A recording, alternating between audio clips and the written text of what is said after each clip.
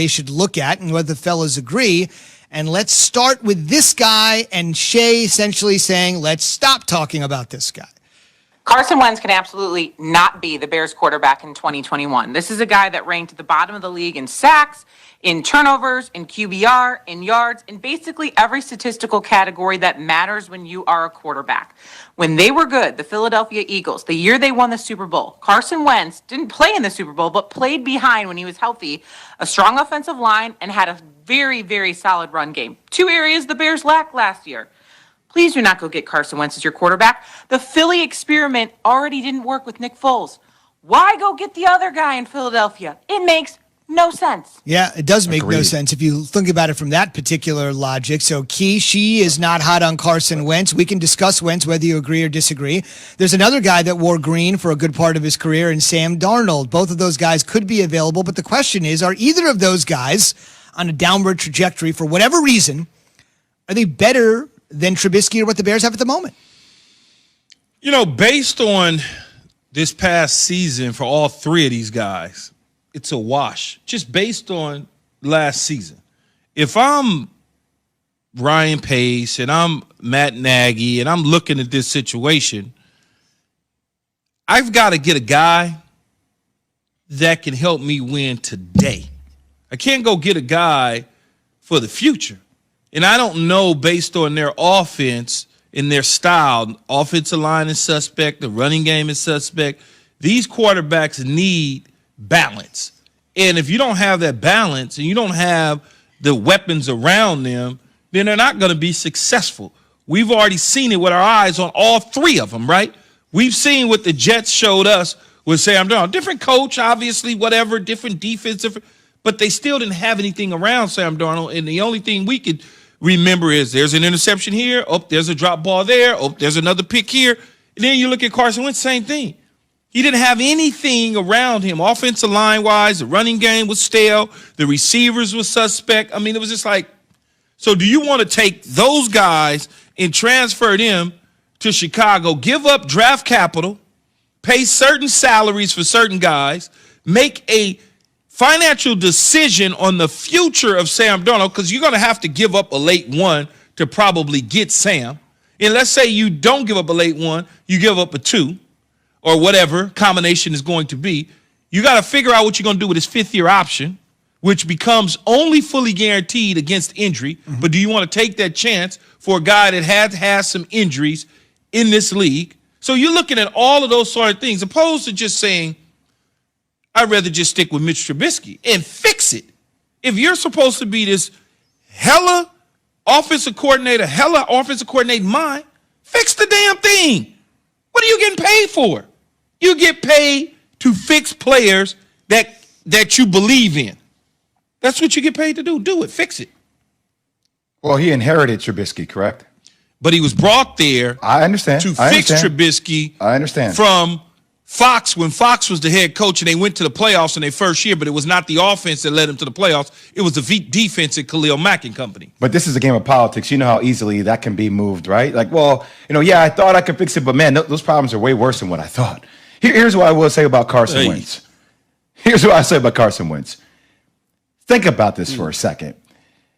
We talked all year long about Jalen Hurts and Carson Wentz in this battle. And one of the things we said was like, I don't know, it seems like Carson Wentz is somewhat mentally fragile.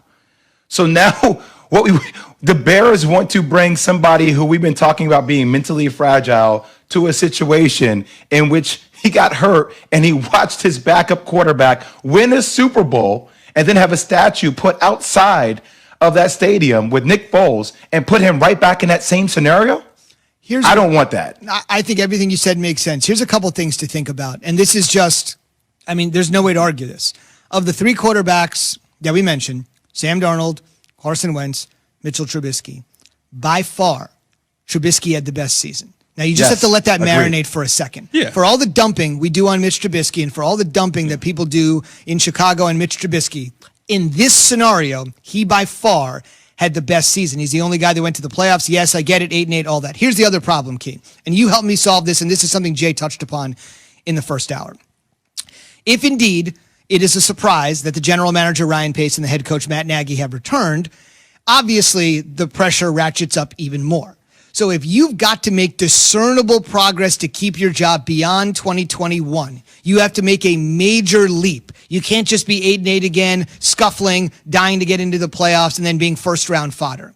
You're not going to be able to make any discernible progress, in my opinion, right now, with the broken Carson Wentz, with Mitch Trubisky's trajectory not being where they thought it would be, and Sam Darnold, who is truly unproven. Not even a Marcus Mariota, who would now be on his third team if indeed he were to join the Bears.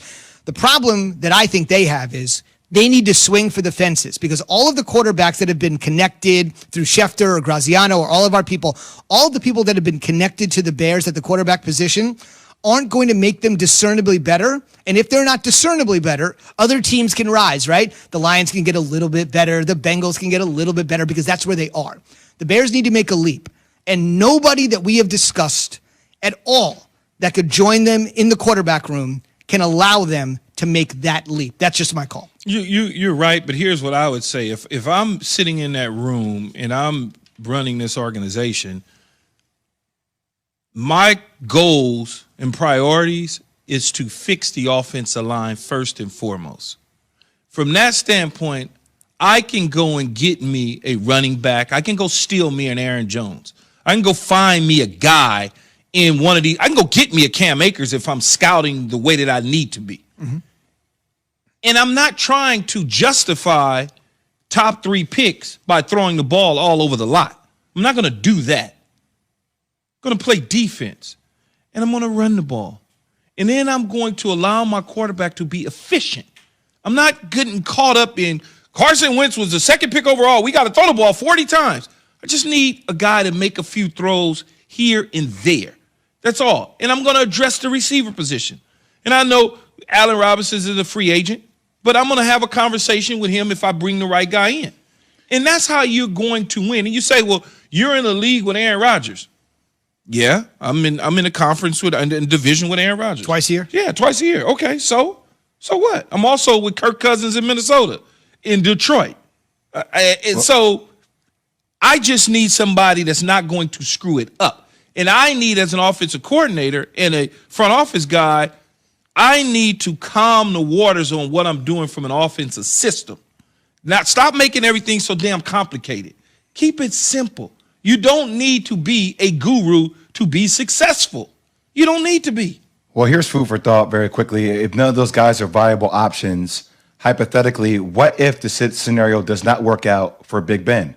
And Big Ben wants to do something that Peyton Manning was able to do, or wants to do something that Tom Brady was able to do. I'm good. Do you bring Big Ben in for 2 years? I mean, he has to be a primary target. If you're the Bears, do you try to go after him for a year or two for the last part of his career, while also maybe getting somebody in the draft down the line, or trying to restock? It's a feasible option, I think, Big Ben, for both the Bears and the Colts. Yeah, I'm passing on that one. I hear you. I'm just saying. I mean, if they wanted to make a splash, if they finally wanted to make a splash at the position. Go right ahead. You do it, Zubin. I'm going to resign. Would you rather have Big Ben or Mitchell Trubisky? I'd rather have Mitch Trubisky, me, myself. Really? Yeah. I would rather have. Why? Because I'm going to tailor things down and be more efficient. Why would I take another dude's mess? Why am I taking Pittsburgh's mess? Pittsburgh doesn't want him. Why do I want him? Why would I want some Pittsburgh? Because you're in dire need. This is one and done for you. No. This is one and done for you. Okay, I would rather take my chances with Big Ben than Mitch Trubisky if I have 1 year on my deal to make a splash. I'm resigning early off your staff so I can get a job and get ahead of this thing. This guy's unbelievable. Right. I mean, he quit ESPN president last week. Now he's quitting off the. He doesn't know what he wants to do. Jay, it's just going to be me and you tomorrow. He just wants to quit. He's going to quit the show. He's opting out. It's okay, Key. You're opting out. Getting fired, messing around with you and Big Ben at 65 years old. I'm not doing that. Yeah, but there's if nobody you told else. me Matt Ryan, then I'd be like, okay, cool. I'd much rather get Matt Ryan than Big Ben. If that's about, I don't think he's on the table. Yes, I don't think he's an option. If Big Ben was 65, he would have that AARP card that we mentioned. Mitch Trubisky is your best option. That's what Key's saying. Think about it. That's where the Bears are. Mitch Trubisky is the best of the options that we presented. Just let that marinate for 1 second. On the way, the Panthers are willing to do anything. Another cat noise. We're willing to do anything to get into Super Bowl contention, including trading the farm. We'll ask a Super